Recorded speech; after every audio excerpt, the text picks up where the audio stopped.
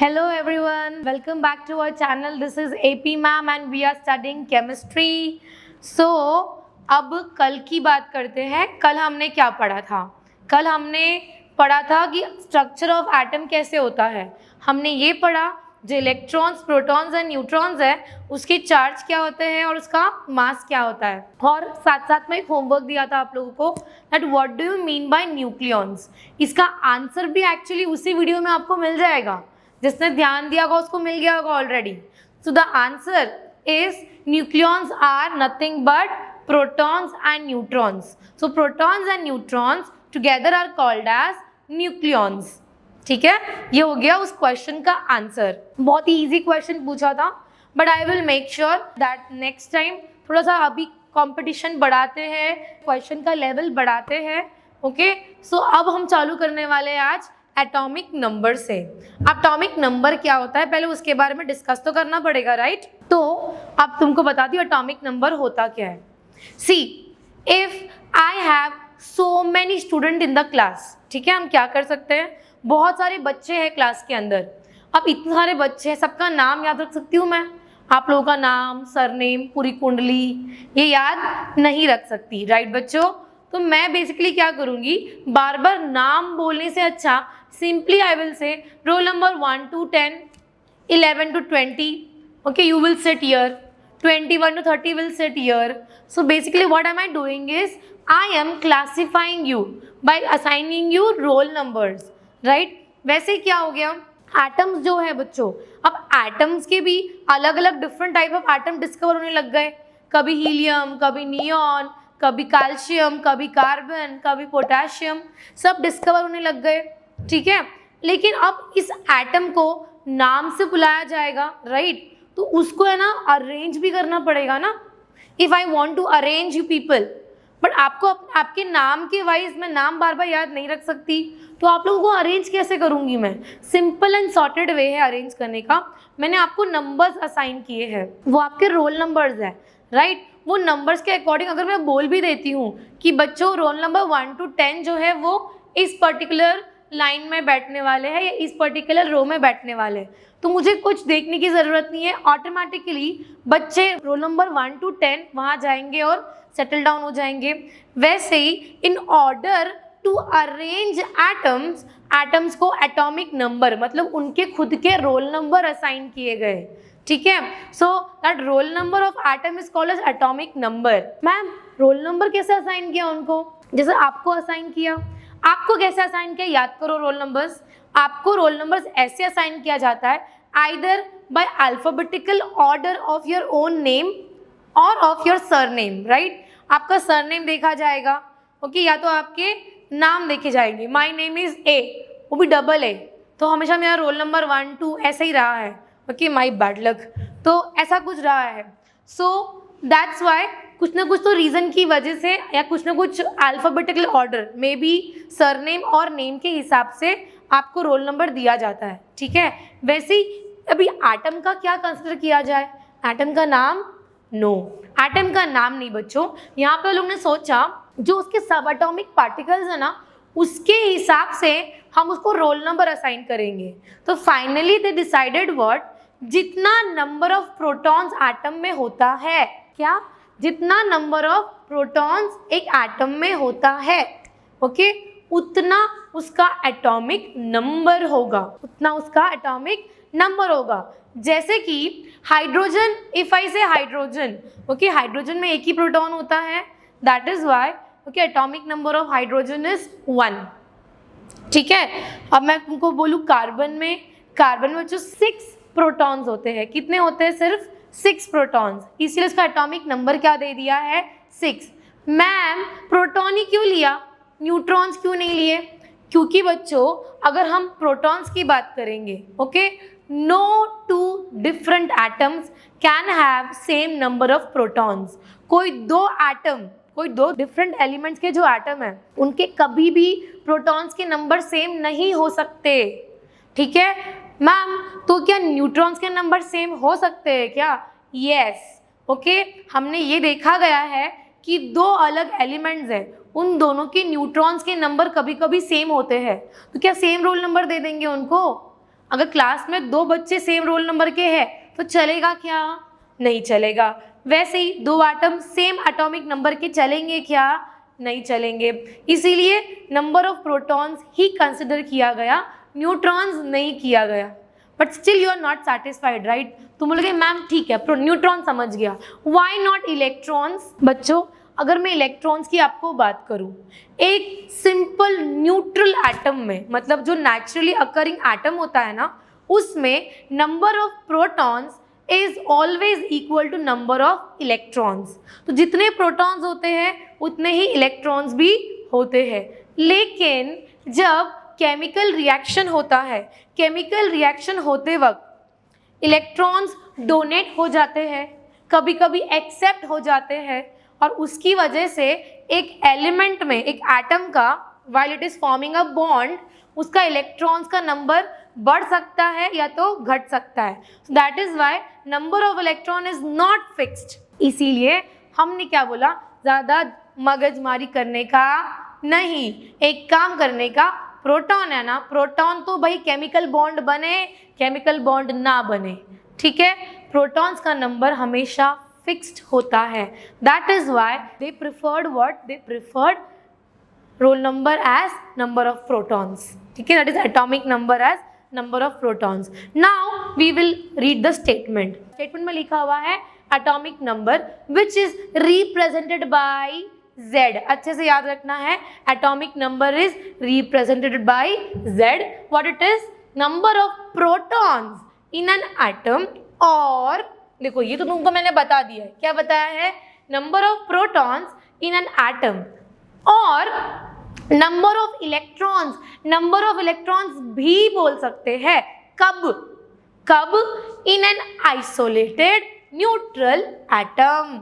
मैंने आपको अभी जस्ट बताया ना कि in every naturally occurring atom number of proton is equal to number of electrons, right? अभी जितना प्रोटॉन है उतना इलेक्ट्रॉन होगा, लेकिन कब? जब तक वो एटम आइसोलेटेड है, मतलब अलग है, उसने केमिकल बॉन्ड नहीं किया है। एक बार अगर वो केमिकल बॉन्ड, केमिकल फॉर्मेशन में इन्वॉल्व हो जाए तो नंबर ऑफ इलेक्ट्रॉन्स आगे पीछे हो सकते हैं ना, इसलिए क्लियरली आप भी ऐसे ही मेंशन कर सकते हो। You can also write down that atomic number is nothing but number of electron, but कब?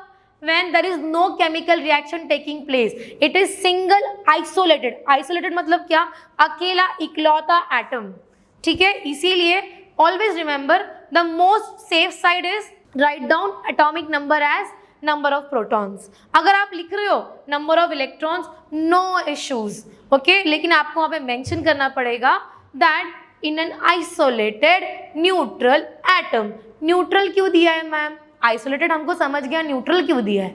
न्यूट्रल इसीलिए दिया हुआ है नो चार्ज। ओवरऑल अगर मैं तुमको एटम के बारे में बात करूं, ठीक है बच्चों, एटम में क्या हो जाता है? जितना पॉजिटिव चार्ज है उतना ही नेगेटिव चार्ज भी है, so it is balanced, okay, it is neutralized, इसलिए overall atom as a whole is electrically neutral. ये स्टेटमेंट ध्यान रखना है, atom as a whole is electrically neutral. Okay, so this was about atomic number, ठीक है। अभी बच्चों एक सिंपल क्वेश्चन है, अगर मैं आपको बोलूं कि पोटेशियम, ओके, इफ आई से पोटेशियम का एटॉमिक नंबर इज 19, ठीक है, एटॉमिक नंबर क्या है? 19। So how many protons are present into it? Of course 19, ठीक है। प्रोटॉन्स कितने होंगे? 19, ठीक है। जितने प्रोटॉन्स होंगे, ओके, अब उतने, अगर मैं बोला पोटेशियम एटम, इफ आई से पोटेशियम एटम में कितने प्रोटॉन्स हैं? 19 प्रोटॉन्स। और अगर मैं एटम बोल रही हूँ, it means number of proton and number of electron will be same. तो अगर प्रोटॉन 19 है तो इलेक्ट्रॉन कितना होगा? इलेक्ट्रॉन भी 19 होगा। So this kind of question they can ask you, okay. अब वो होने के बाद में we will now talk about mass number. अब ये मास नंबर क्या होता है बच्चों? Mass number is nothing but proton plus neutrons. क्या होता है? Protons plus neutrons, proton plus neutrons, ठीक है। मतलब क्या? मतलब ये है कि अगर मैं बोलती हूँ कि इफ आई से I want two way my self, मुझे अपना वेट चेक करना है, ठीक है। अगर मैं ऐसे ही जाऊंगी वेट चेक करने के लिए तो जो मेरा वेट आ रहा है, ओके, इमेजिन कर लो कि नेक्स्ट केस में मैंने क्या कर लिया, मैंने ये हाथ का वॉच निकाल के साइड में रख दिया, ठीक है। अब अपना वेट चेक करने जा रही हूँ, अप्रॉक्सीमेट सेम ही आने वाला है, ज़्यादा डिफरेंस नहीं पड़ने वाला है। क्यों? क्योंकि ये मेरे हिसाब से, मेरे बॉडी के कंपैरिजन में इसका मास ना के बराबर है। वॉच का मास कैसा है? ना के बराबर। अब मुझे ये बताओ कि जब हम एटम का मास निकाल रहे हैं तो एटम के अंदर क्या क्या है? एटम किससे बना हुआ है? एटम बना हुआ है इलेक्ट्रॉन से, न्यूट्रॉन से और प्रोटॉन से। तो इन तीनों को ऐड करके हमको एटम का मास निकालना चाहिए था, राइट। बट ऐसा क्यों किया है कि खाली न्यूट्रॉन्स एंड प्रोटॉन्स को ऐड किया है मास निकालने में एंड इलेक्ट्रॉन को इंक्लूड नहीं किया है? Because the mass of electron is negligible. हमने देखा था ना रिलेटिव मास, ओके। इलेक्ट्रॉन का मास कैसा है?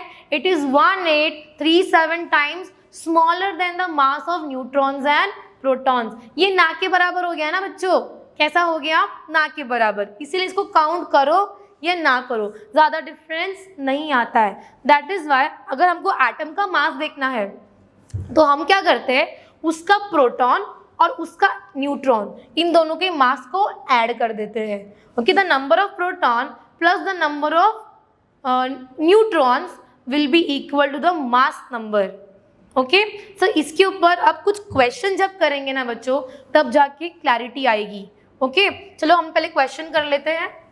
यहाँ पे देखो ये पिक्चर दिखाया है ना, यहाँ पे मैंने क्या दिखाया है आपको? रिप्रेजेंटेशन दिखा है कि जब कभी एटॉमिक नंबर होगा ना, एटॉमिक नंबर ऊपर लिखते हैं और जो मास है वो कैसा लिखा हुआ है? नीचे लिखा हुआ है, प्लस रिप्रेजेंटेशन देखो इट इज Z।